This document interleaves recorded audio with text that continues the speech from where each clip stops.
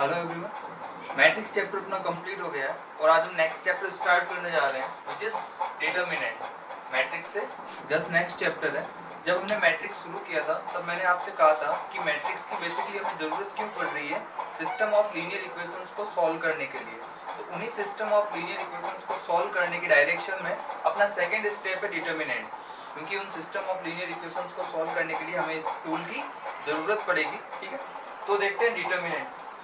Determinant होता क्या है, हमने बात की थी मैट्रिक्स की, और मैट्रिक्स को हम इस तरह से ब्रैकेट के अंदर अरेंज करते थे। मैट्रिक्स क्या होता था? Rectangle array of numbers. Matrix खुद एक नंबर नहीं था, रेक्टेंगल एरे ऑफ नंबर्स था। तो उस रेक्टेंगल एरे ऑफ नंबर्स को हम यूं कह सकते हैं कि ये डिटर्मिनेंट जो है ये एक इस तरह की मशीन है जो इस रेक्टेंगुलर एरे ऑफ नंबर्स को एक नंबर से रिलेट करती है। एक ऐसी मशीन है जिसके एक तरफ एक ऐसी मशीन है जिसमें अगर हम मैट्रिक्स इंसर्ट करेंगे तो हमें वापस क्या मिलेगा? एक नंबर मिलेगा, और ये नंबर रियल भी हो सकता है और कॉम्प्लेक्स भी हो सकता है। तो डिटर्मिनेंट को अगर सिंपली हम डिफाइन करें तो एक ऐसा टूल है, एक ऐसी मशीन है जो मैट्रिक्स को किस में कन्वर्ट करती है? एक नंबर में कन्वर्ट करती है। और मैथमेटिकली डिफाइन करें तो डिटर्मिनेंट एक ऐसा फंक्शन है जिसका डोमेन तो क्या हो गया? मैट्रिक्स, ठीक है, और जिसका रेंज कोडोमेन क्या हो गया? ऑल दी नंबर्स, रियल और कॉम्प्लेक्स। ठीक है, तो ये डिटर्मिनेंट्स क्या हो गए?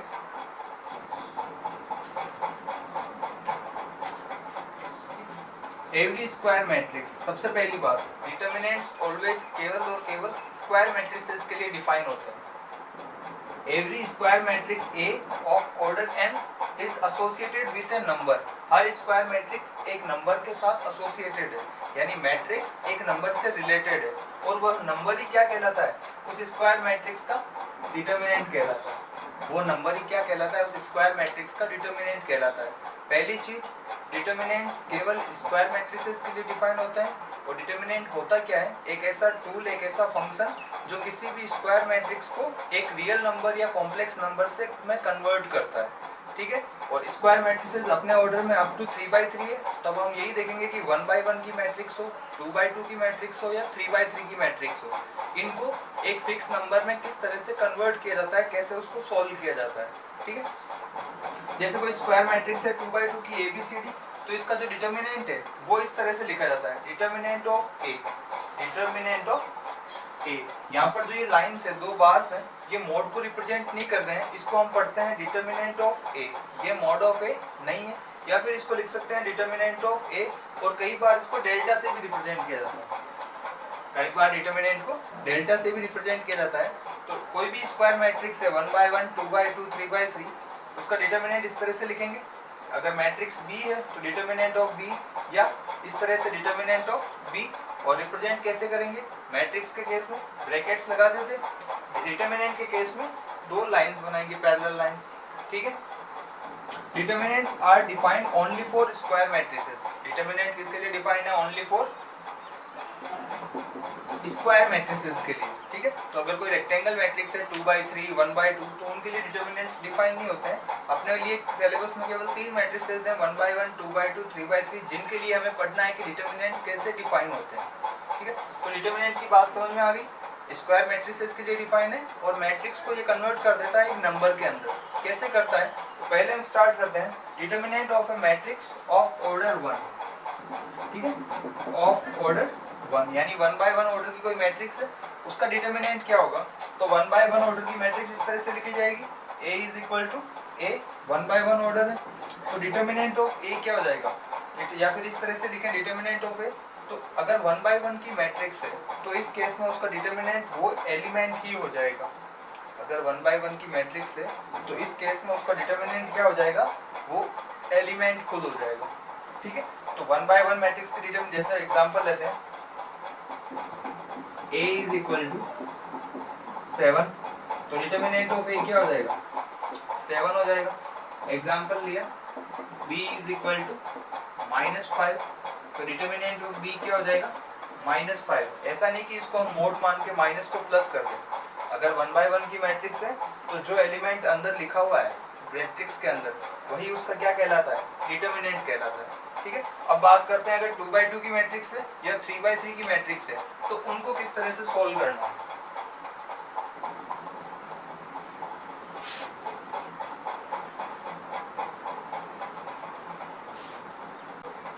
तो सेकंड देखते हैं,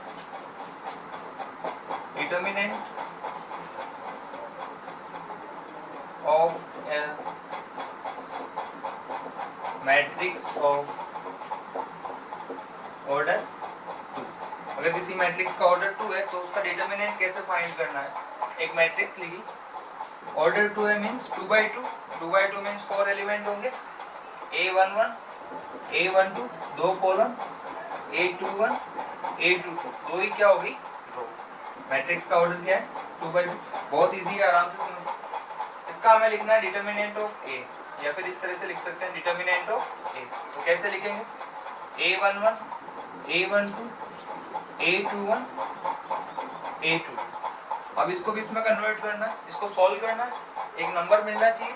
तो इसको कैसे सॉल्व करेंगे, डिटर्मिनेंट ऑफ A आ जाएगा।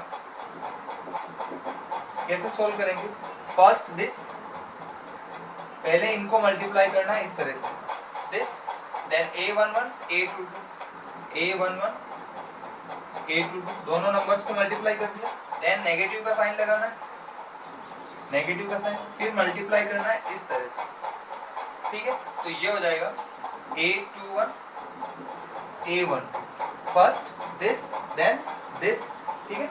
तो इस तरह से हमने मल्टीप्लाई किया A11 A22, फिर नेगेटिव का साइन A21 A12। तो ये हमारे पास क्या आ जाएगा 2x, तो ये भी नंबर है ये भी नंबर है, सब्ट्रैक्ट करेंगे एक नंबर मिल जाएगा।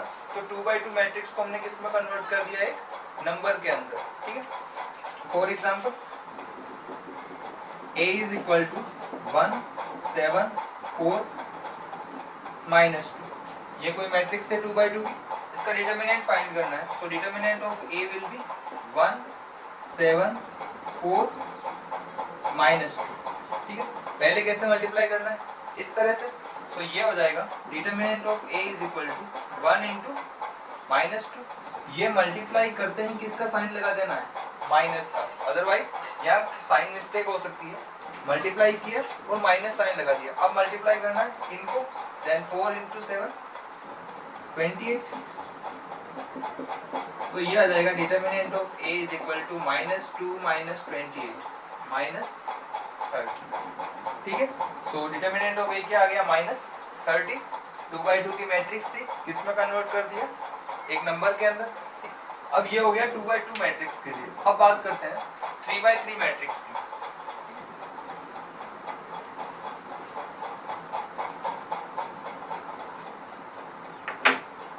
थर्ड है अपना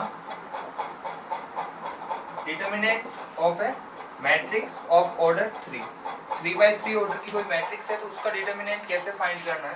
तो 3x3 ऑर्डर की मैट्रिक्स क्या होगी, 9 एलिमेंट्स होंगे, A11 A12 A13 A21 A22 A23 A31 A32 A, ये हमारे पास आ गई एक 3x3 ऑर्डर की मैट्रिक्स।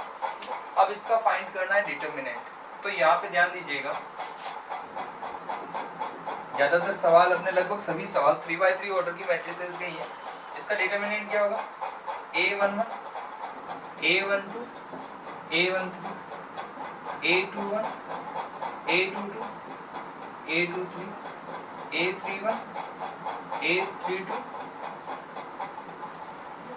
फिजिक्स के अंदर आपने वेक्टर्स का क्रॉस प्रोडक्ट पढ़ा होगा कि अगर दो वेक्टर्स गिवन है, ए वेक्टर गिवन है ए आई के बी जे के सी जे के, यहाँ कुछ और ले लेते हैं 2i के 3j के 4k के, एंड बी वेक्टर गिवन है 5i के 6j के एंड 7k के, ठीक। तो यहाँ पे क्रॉस प्रोडक्ट पढ़ा अगर इसका, तो a क्रॉस b क्या होता है, i के j के में k के 2 3 4 5 6 7। तो यहाँ पर भी हमने बेसिकली इसको जो क्रॉस प्रोडक्ट को सॉल्व करते हैं वो कैसे करते हैं, इसी टाइप से डिटर्मिनेंट बना के सॉल्व करते हैं। तो जो प्रोसीजर यहाँ पे फॉलो करते हैं वही सेम प्रोसीजर हम यहाँ पे फॉलो करने वाले हैं।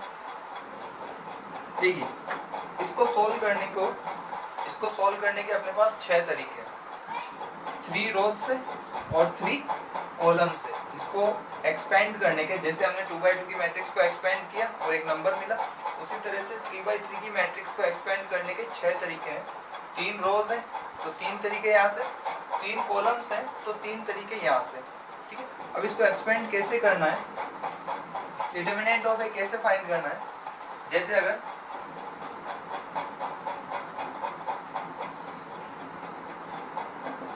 मैं बात करूं, मैं इसको एक्सपेंड कर रहा हूं अलोंग रो 1।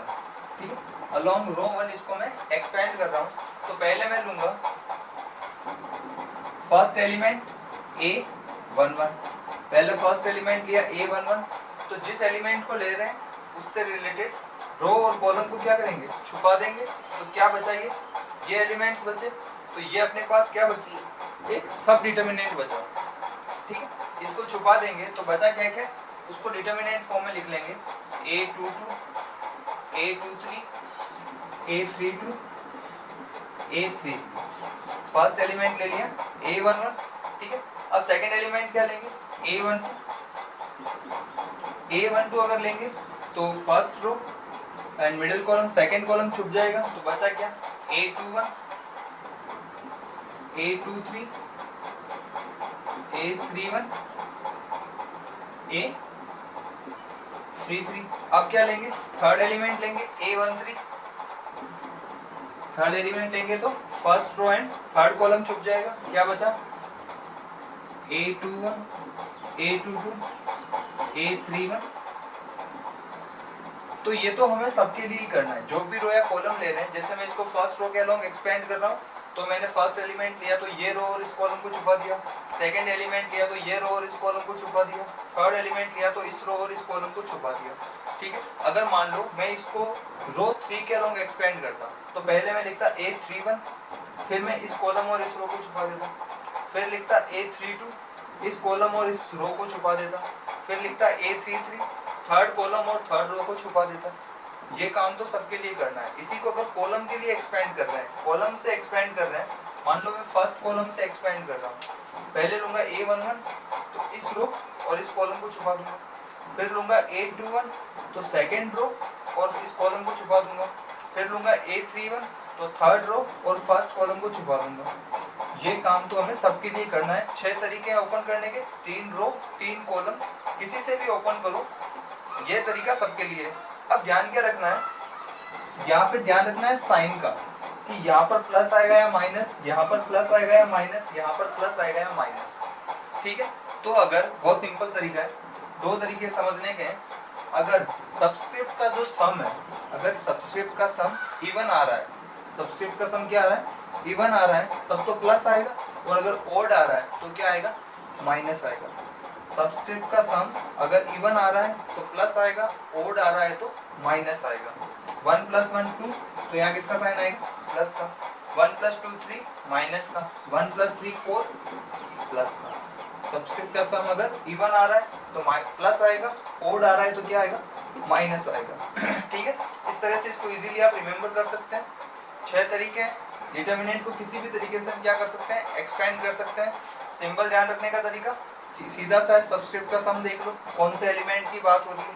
यहाँ पे 2 एलिमेंट की बात हो रही है, 2 + 2 4, तो उसके आगे हम प्लस का साइन लगा देंगे। ठीक है, दूसरा तरीका और साइन ध्यान रखने का, यहाँ से शुरू करना है, प्लस यहाँ से शुरू करना है, और अब अल्टरनेट करते जाओ, प्लस तो माइनस, फिर प्लस, फिर माइनस, फिर प्लस, माइनस था तो प्लस, प्लस था तो minus, plus minus, plus minus plus. ठीक है, साइंस को क्या लेते जाओ, अल्टरनेट लेते जाओ। यहाँ से शुरू करना है, बस ध्यान रखना है प्लस से। मैंने फर्स्ट रो ली थी तो फर्स्ट पे प्लस आ गया, यहाँ माइनस आ गया, यहाँ पे वापस प्लस आ गया। अगर मैं फर्स्ट कॉलम लेता तो पहले प्लस आता, फिर माइनस आता, फिर प्लस आता। इस तरह से भी ध्यान रख सकते हो, और सबस्क्रिप्ट का सम करके रख के भी इसको ध्यान रख सकते हो। तो इस तरह से हमने इसको एक्सपेंड कर दिया अलोंग रो 1। यहीं पे अगर मैं करूं अलोंग कॉलम 2, सेकेंड कॉलम के अलोंग मैं इसको एक्सपेंड कर रहा हूँ। ठीक है, इसी में देखते हैं। तो सबसे पहले कौन सा एलिमेंट लेंगे, सेकेंड कॉलम की बात हो रही है, A12 लेंगे। तो डिटर्मिनेंट ओ ए हो जाएगा A12, ठीक है। अब A12 सबस्क्रिप्ट का सम क्या, यहाँ पर सबस्क्रिप्ट का सम क्या हो गया 3, तो यहाँ क्या आ जाएगा माइनस, या यहाँ से डायरेक्ट देख लो प्लस माइनस क्या आएगा माइनस। अब A12 लिया, अगर सेकेंड कॉलम चुक गया, फर्स्ट रो चुक गई, क्या बचा, उसका डिटर्मिनेंट बना दो A21, A23, A31, A33, ठीक है। फर्स्ट एलिमेंट ले लिया सेकंड कॉलम का, अब सेकंड एलिमेंट A22 A22 2 + 2 4, इसका साइन आएगा प्लस का। सेकंड रो चुक गई, सेकंड कॉलम चुक गया, क्या बचा A11, A13, A31, A33, second element भी हो गया, second column third element A32 3 + 2 5, किसका साइन आएगा माइनस का। A32 लिया तो थर्ड रो सेकेंड कॉलम चुक जाएगा, क्या बचा A11, A13 and A21, A23, ठीक है। थर्ड रो सेकेंड कॉलम चुक गया, A11, A13, A21, A23 लिख दिया। अब ये सब तो क्या है 2x2 ऑर्डर के डिटर्मिनेंट्स हैं, इनको सॉल्व करना हमने अभी देख लिया था, तो अब इनको सॉल्व कर देंगे। A11 multiplied by A22, A33 minus A32, A23, फिर नेगेटिव का साइन A12 ब्रैकेट में A21, A33 minus A31, A23, फिर प्लस A13 ब्रैकेट में A21, A32 minus A31, A22, ठीक। ये तो क्या है 2x2 के डिटर्मिनेंट्स बन गए, और इनको अभी हमने देखा था किस तरह से सॉल्व करना है। तो एक 3x3 ऑर्डर की मैट्रिक्स का डिटर्मिनेंट फाइंड करने के 6 तरीके होते हैं। अब उन 6 तरीकों में से हम कौन सा यूज करते हैं जिसमें नंबर ऑफ जीरोस ज्यादा हो, जिस रो या कॉलम में नंबर ऑफ जीरोस ज्यादा हो, हम उस कॉलम या उस रो के अलोंग एक्सपेंड करते हैं, ठीक है। कहीं से भी एक्सपेंड कर सकते हैं, पर करते किसके अलोंग है जिसमें नंबर ऑफ जीरोस ज्यादा हो। एक एग्जांपल लेते हैं इसका।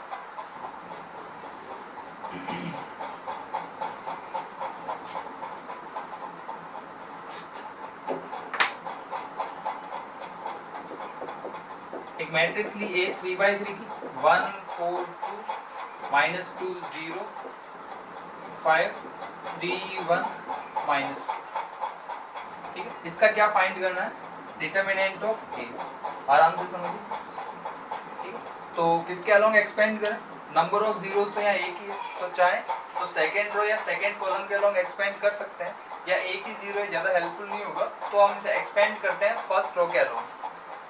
तो यहाँ पे लिख देता हूँ मैं अलोंग R1, यानी रो फर्स्ट के अलोंग, ठीक है। सबसे पहले किसको दूंगा 1 को, 1 से पहले किसका साइन आएगा प्लस का, यहाँ से स्टार्ट करते हैं, प्लस लिया, क्या बचा 0 5 0 5 1 -4 1 -4, प्लस आ गया, अब आएगा माइनस, माइनस का 4, ठीक है। यहाँ पे क्या आएगा सेकेंड कॉलम फर्स्ट रो चुक गई, -2 5 -2 5 3 -4 3 -4, फिर वापस प्लस माइनस, अब किसका साइन आएगा प्लस का, क्या है यहाँ पे 2, तो ये आ गया 2।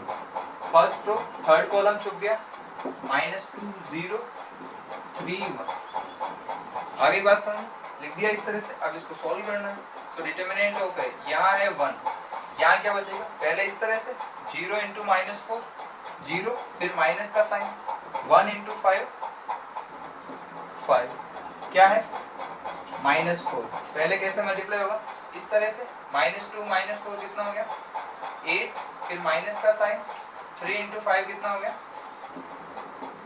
15, अब आएगा +2 -2 × 1 -2 -3 × 0 कितना हो गया 0, सॉल्व कर लिया, कितना आ गया 1 × -5 -5 -7 -4 +28 -2 + 2 -4, so determinant of A will be -9 90, determinant of ए कितना आ गया 90। तो इस तरह से हमने इस मैट्रिक्स को अलोंग रो 1 क्या कर दिया एक्सपेंड कर दिया, इसको आप किसी भी रो या किसी भी कॉलम के अलोंग क्या कर सकते हैं एक्सपेंड कर सकते हैं। सो आपको होमवर्क में आज एक्सरसाइज 4.1 है, सिंपल से क्वेश्चंस गिवन है, एक्सपेंड करना है, और कुछ मैट्रिक्स से रिलेटेड प्रॉपर्टी है उसमें स्केलर मल्टीप्लिकेशन की, इजी सवाल है, हो जाएंगे। कल हम पढ़ेंगे कि अगर सवाल ने दे दिया कि एक्सपेंड करके सॉल्व नहीं करना है, अपने पास ऐसे सवाल बहुत कम मिलेंगे जिनमें हमें एक्सपेंड करके कुछ प्रूव करना है या सॉल्व करना है। सीधा लिखा होगा कि without expanding the given determinant prove that, तो एक्सपेंड किए बिना प्रूव करना है। तो मैट्रिक्स से रिलेटेड हम कुछ इंपॉर्टेंट प्रॉपर्टीज पढ़ेंगे और वो प्रॉपर्टीज भी सॉरी डिटर्मिनेंट से रिलेटेड, और वो प्रॉपर्टीज ही डिटर्मिनेंट का सब कुछ है। ठीक, सवाल उनसे बात नहीं जाता है, उन्हीं से रिलेटेड सवाल आता है। ठीक है, कल पढ़ेंगे उसके बारे में। Thank you.